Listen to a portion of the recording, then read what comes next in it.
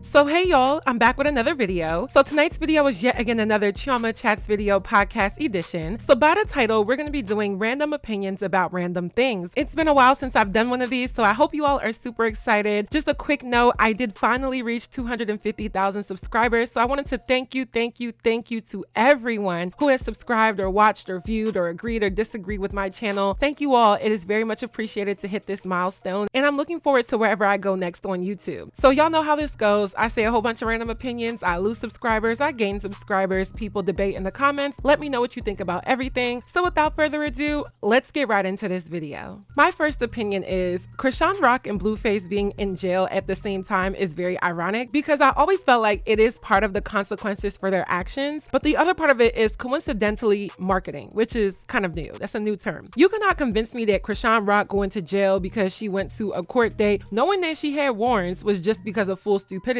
I believe it was, but I also feel like it's part of their storyline, and not an intentional storyline, but simply going to jail and being released around the same time really does make for a lot more social media fanfare as well as publicity. Chrisean Rock is serving 30 days for her assault that she carried out on Tamar Braxton's friend and backup singer James Wright, and then Blueface is also serving a 6-month sentence for a probation violation. So he is to be released at the end of July, and Chrisean will also be released towards the end of July as well. What makes it very interesting is that their release dates are kind of neck and neck, and I don't really believe in coincidences. I just believe things happen because they happen. And I know that they're probably not in contact. I mean, you really can't contact anybody while you're in jail, but people have a way around things. Felonious communication probably happens more than what we know. But for this break that we've had from both of them over the last 6+ months, I definitely see them capitalizing off of this entire thing because it makes for a lot of coverage of them. And at the end of the day, they still have fans. I remember Chrisean lost like 1 million followers months back because she tattooed Blueface's face on her face. And people just said, hey, I can't defend you anymore. But best believe a lot of this is just not the disciplinary actions that they deserve for their mischievous behavior. It's going to also be used as marketing something, whether it's a song, a show, or just themselves in general. I know it's going to, so mark my words. This next one is going to be controversial, so get ready to unsubscribe. But recently, the Divine Nine fraternity Alpha Phi Alpha Fraternity Incorporated announced that they are considering, if not implementing, a transgender ban for members of their fraternity. And I actually do agree with this. Reason being, I think that there are so many groups that people have made or can create that fits the ideologies, the principles, and the firm foundation of organizations that does not have to be changed to fit anyone's lifestyle. I know that we're in this era of diversity and inclusion. I know that oftentimes we challenge different brands and organizations and companies to be more diverse with their imagery or their membership, but I think it should only apply in places where said brand or company has a diverse consumer base or audience as is. A fraternity literally means brotherhood, and in order to be a brother, that's referencing men and their relation to other men. And I feel like there's a lot of forced changing to appease members within the LGBTQ+ community, when in reality, members of that community can always create their own groups that serve the same, if not similar purposes. And I know that's controversial to say, but not everything needs diversity. Not everything needs inclusion from people who historically or practically don't necessarily fit into those groups. Check out this clip from fellow YouTuber The Unpopular Party, as he is a member of Alpha Phi Alpha, and he shares some background on the entire situation. Alpha Phi Alpha fraternity is getting a lot of backlash right now, and I do want to understand what you guys' thoughts are, because it's been an article released saying that the fraternity considers a transgender ban, which basically states they want to keep members in the organization who is naturally born a male and continues to identify as a male. Now, with me being an alpha, I do want to point out what they're saying is something that's in a lot of people's bylaws, from my understanding. Not even with just D9, from fraternities and sororities as a whole. Bylaws have always been you have to be a natural born assigned gender to the organization you want to apply to. Now, the world is different now, and people are viewing this as very discriminatory. I want to ask a question. What is the best scenario in this situation where trans people should be given the right to apply for every organization they want to be a part of? But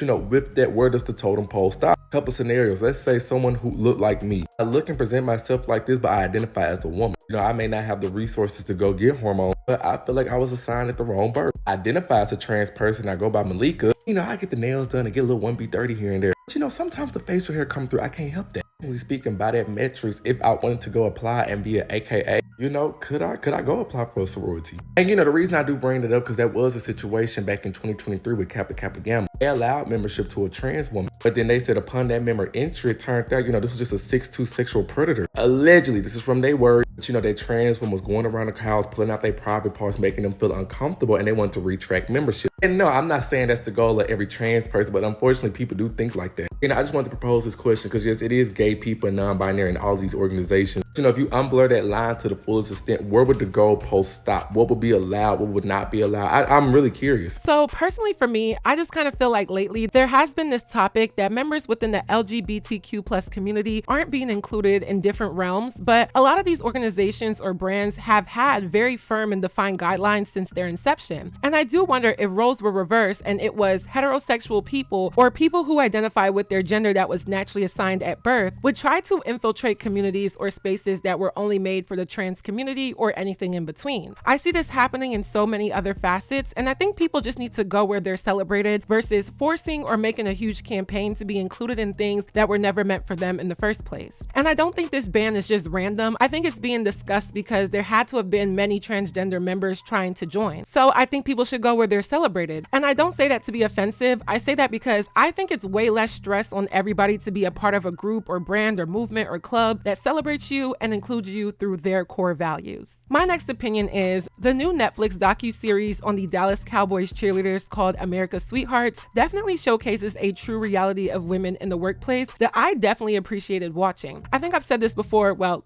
I know I've said this before. I am a huge fan of the Dallas Cowboys cheerleaders. I've been watching their show since I was like in early middle school, and I was so excited for this. I posted about all of the promos, all of the build-up, and since I've watched all of the seasons of their show many times, this was something that I really looked forward to watching. Now, I will have a full deep dive on the entire series because it's really trending and it's really got a lot of conversation going with the reality of women in the workplace. Women are underpaid, women are sexualized, women are assaulted, and women do go through a lot of scrutiny for things that maybe don't matter or shouldn't matter as much as it does. I can play devil's advocate and say that if you're an NFL cheerleader, your looks, your body, your reputation, all of that is definitely considered across the board. And again, people should go where they're celebrated or understand what they're getting into before they sign up. And I think that's the case here. The documentary showcased how much NFL cheerleaders, but in particular the DCC, are held to very high standards. These women are hardcore athletes. These women devote so much time to the whole Dallas Cowboys franchise, and they're only making $500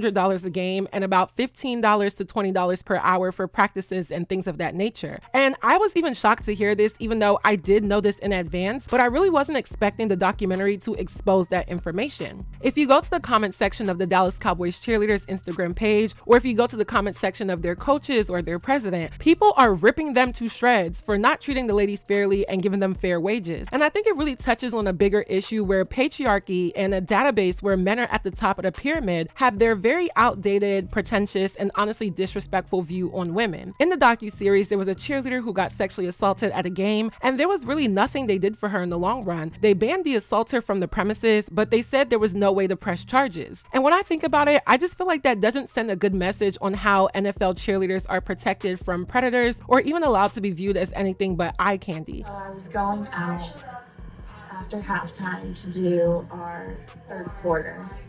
And as we started dancing and I was facing the audience, a photographer came from behind and grabbed he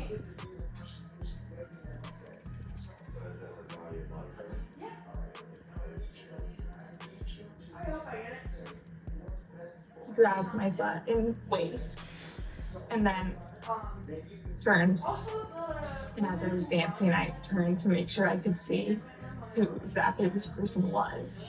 And then he was a photographer, and then went into the end zone to continue shooting photos.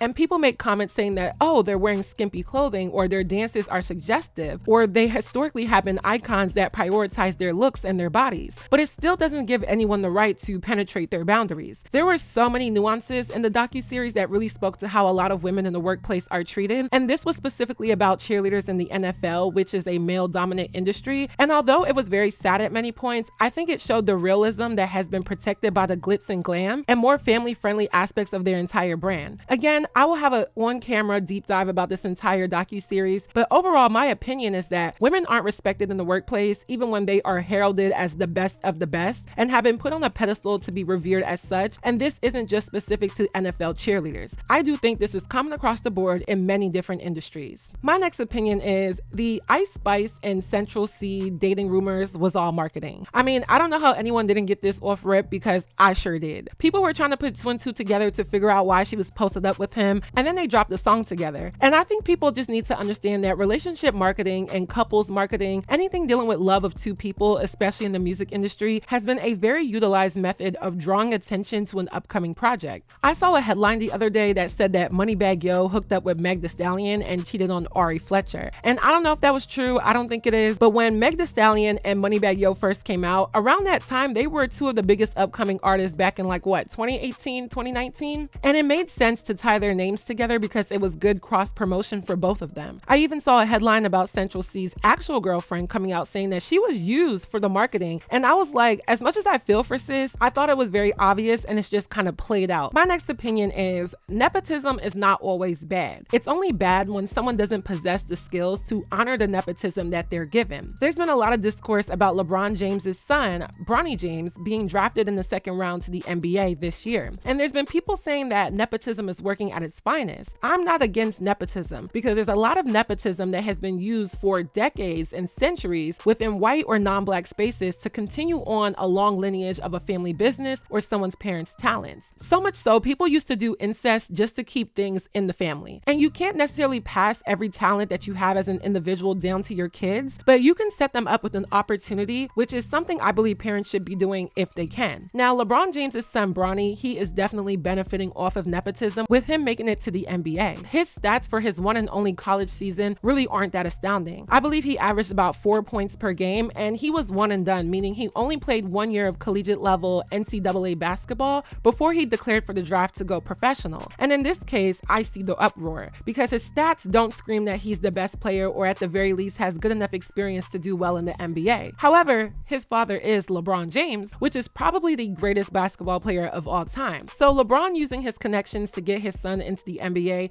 doesn't disturb me. What does irritate me a bit is the fact that if Bronny was that good of a professional player, it would be obvious and evident. And it's not that he's a bad player. He went to Sierra Canyon High School in California, which had a lot of success and is one of the top nationally ranked basketball programs in high school basketball. So it's not like he's just a dud. He's still a good player. He's still an elite player. He can still probably cross up a lot of people. He has had years of training from his professional father, and honestly, he is made for what he's doing. But I think people's drawback to nepotism is really when you're handed things without having the full talent or full dedication or full knowledge or confidence to perform amongst people that do have all of that, and not necessarily do as well as your parents or your family, but just be in the conversation of other talented people. And we've seen this in so many facets of entertainment, whether it's Hollywood, acting, or the music industry or sports. My boyfriend was a football player. He just stopped playing football, and when he was looking at going pro and going to the NFL, he was explaining to me that a lot of guys that are in the NFL have a nepotism-based advantage, even though their stats may not be as high as other players or aren't as good as you think they are. You'd be surprised how many sons of NFL players or NBA players are in these leagues, and there's only so many spots. At the end of the day, it is a business. So there's young men who are there, they're going to college for X amount of years, their stats are good, and they've been working at this dream all of their life, and they don't get selected because a spot is given to the son of someone. And from a business standpoint, there is a little bit of justification, just a little bit, not a lot, and that is when you know the performance or the expectation from someone that has had a glorious and triumphant career, such as a LeBron James, you then see that there could be a successful transition from father to son because that son grew up in an environment where they understand the industry that their family is a part of. So I get giving a nepotism baby an extra look because they do have somewhat of an advantage over other guys. Like, I run a modeling agency. If someone told me that Naomi Campbell's daughter or Tyra Banks' daughter wanted to join my agency, yes, I'm gonna look at you twice and really be like, okay, let me see what we're working with, and definitely give it an extra look. But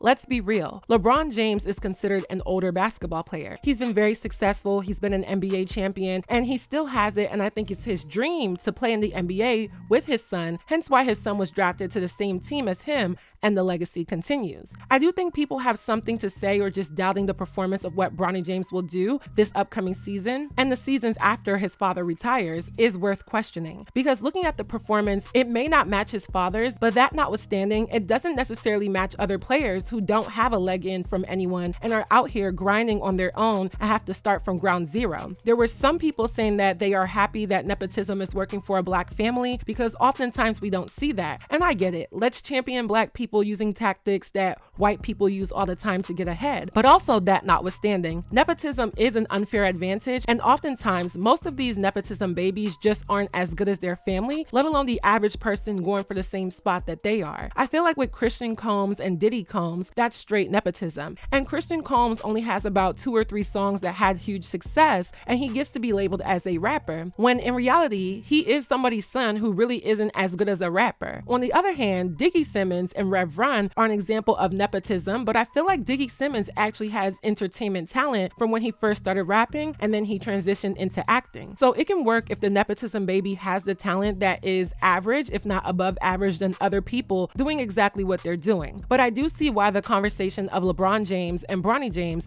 did make people a bit uneasy. My next opinion is baby mama culture is still not working, and I'm gonna die on this hill. I made several videos, comments, we have so many different examples of this, and I don't think people are getting it because they think that commitment through marriage is an outdated ordeal, or it's so heavily basked in patriarchy that there's no benefits for women. And I know that this is a strong take because I do have a woman's channel and there are different types of women that watch me. I am not condemning anyone for their choice or their situation. I'm just encouraging things that are factual and not encouraging things that are pretty constant realities of baby mama culture since its inauguration, if you will. Recently, there have been examples of older women getting knocked up by younger men. And for me, I feel like a dating gap between 5 years plus or minus isn't a big deal. But when we're touching decades within the age difference, I do think that you have to consider a lot more to be with that person, because oftentimes it can come off as grooming or someone being taken advantage of. And I don't think that's every time, but with the public examples that we've had, there's definitely some form of duality in the benefits for both people. Instagram model and entrepreneur Drea Michelle recently had a baby by 21-year-old NBA star Jalen Green. And I did a video on this because it was shocking to me that someone who was already a mother of 2 and has dated their fair share of athletes and men in entertainment would get knocked up by someone so young. And it came out that she had a baby a few months after another woman who was also pregnant by him, which to me at her big age, that shouldn't be a situation that she would want to be in. And this is an example of where I think the intentions weren't pure, and it wasn't just a relationship of 2 people who they have a huge age difference but still have love and genuine intention. But then also Instagram model Joie Chavis, who has a baby by rapper Bow Wow as well as a baby by rapper Future, recently got knocked up by NFL star Trevon Diggs. And people were also giving her the same treatment that they gave Drea, and she recently announced that the 2 were no longer together. And of course, relationships fail, people don't work out, that's life. But what confuses me is how come every single time a baby comes into the picture, that's where we see a lot of these relationships fall apart. Now, men can be men and things can get very serious once a baby is involved, but I feel like some of these women are old enough and experienced enough to know that you don't just have a baby by every man that you date. These 2 were in a relationship for a while and going strong prior to her getting pregnant, and now that she's almost ready to pop, they are no longer together. She posted a video of her baby shower and someone commented asking if the 2 were still together, and she said, "I think it's obvious that we're not." And I don't know how that's obvious, Joy. We've seen y'all dating for a while, and now that the baby is almost here, which we would assume would intensify the seriousness of y'all's relationship, now the relationship isn't working out. So now she's a 3-time baby mother, no ring, no marriage, no serious relationship, and we're back at square one. And I know the rebuttal is not every woman wants to be married, and I get that, but at the same time, you shouldn't be having babies or creating broken homes with every boyfriend or every man that you date. And I feel like people need to understand that baby mama culture has done nothing for the mass of women. It's not just Black women, even though unfortunately we get the label as baby mamas. Although both of these examples are multiracial women who are not even considered Black, but are oftentimes in the media the ones pioneering the whole baby mama culture. It's very unfair, but it's the reality. I did see an article that stated 2-parent households have gone up 70% within the last few decades, which is very promising. I do think a lot of people are realizing that a stronger family unit serves not only them but their children in the long run. And I hate that baby mama culture has been so normalized in the urban community to the point where people make excuses for it. I wish these ladies the best, and I just hope that this is the last time that they're ever in this situation ever again. My next unpopular opinion is JoJo Siwa's random and aggressive transition from child star and colorful rainbows and big bows and sunshines into this dark, sexual, sultry, and horrid new persona is unbelievable. And I don't mean unbelievable like astonishing or shocking, it's just not hitting, like it's not believable. It's not authentic enough to believe that she truly wants to do this or is doing this. I did watch the show Dance Moms a while ago. I actually never watched it up to the point where JoJo was on the show, and the recognition that she had with young kids, especially young girls. And to see her now, I don't know why a lot of these child stars have to go to extreme measures to break that mold of a child star. I feel like people do give grace or do recognize that people do age and grow up and their interests change. But when it's forced pushed upon us to make people believe that such child star could go from this to that. That's why people are not here for it.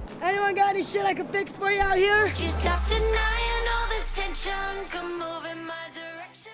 JoJo Siwa to me is literally a caricature of wanting to be like a Miley Cyrus or any of these Disney or Nickelodeon child stars that basically tainted their image when they tried to break free from the adolescent scope. But for some reason for JoJo, she just doesn't realize that it doesn't even look natural. She looks awkward, she looks forced, she looks uncomfortable. And it's not just because she went from one extreme to the next, it's just because it doesn't come off like she truly wants to do it, or she believes that that truly is her new imagery. She wants to be like this badass, this rebel, and from the makeup to this dark and gory essence that she's trying to portray, I feel like yes, the initial shock value is there because it is like WTF, but if you just give it a little minute, people are going to be turned off because it's not a believable transition. It's not because she grew up. That is understandable. But it's the fact that when you try to go so hard to be something that doesn't resonate with your core audience, you lose your audience. I don't know what she's gonna do next, but I truly predict that give it a year or two and she's just going to be another simplistic white girl who is into typical white women things. She'll go more of the fun pop route, or she'll stop doing music altogether and go into a whole different industry that is a lot more tame and more believable. My last random opinion is KeKe Palmer posting a picture or video with her child's father and their child does not mean that she lied about any of the allegations that she made against her baby daddy. She posted a video of her kid and his father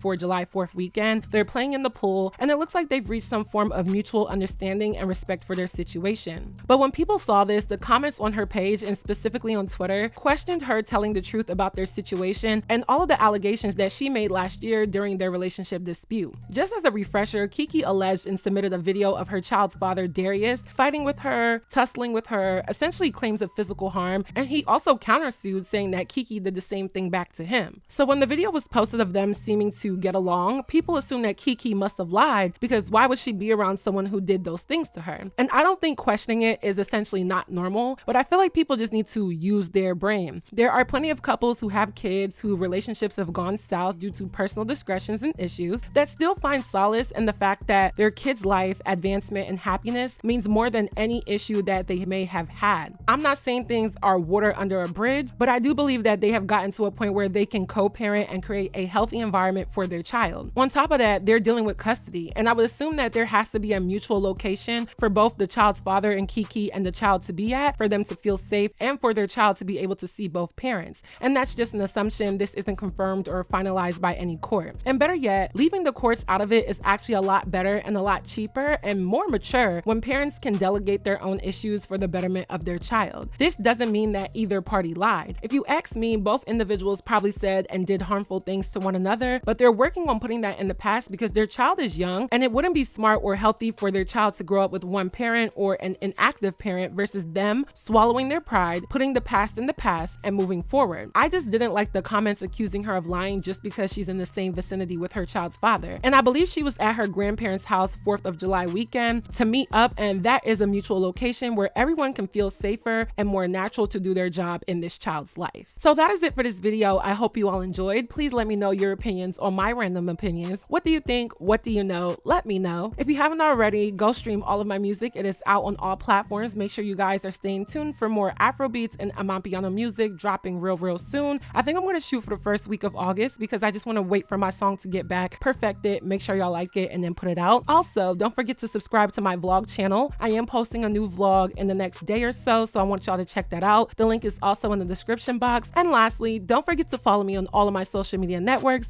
and I will see y'all in my next video. Bye, y'all. Got more bars in the prison system, right? Yeah, one beef, step into the kitchen. Murder flows, you could suspect. I am not the victim. Beat queen, D's on that bitch like we with the Pistons. Red cherry, red bottoms. I know how to pick 'em. Always got a secret plan. I don't do the fighting. Shorty is a secret fan. Yeah, she ghost riding. Brown skin beauty with a booty showtime. Go off on a tangent. I don't need a cosign. So baddies women that are cheap about a dozen. Hot girl straight up out the microwave oven. Gotta bring a chicken man before you get the stuffing. And this beat going crazy, snapping on percussion. Chioma at the top. I'm the #1 prospect. Beat from Lakia when she slid on Cosmic. Told him come here, boo, I'm tryna make your jaw stiff. I got no pics, but I wanna see your pockets. Big glossy lips, tryna melt like a faucet. Speak chickenese, so I put them in a cockpit. Cooking in the studio, call me Dirty Crockett. Gingerbread baby running fast like Sonic.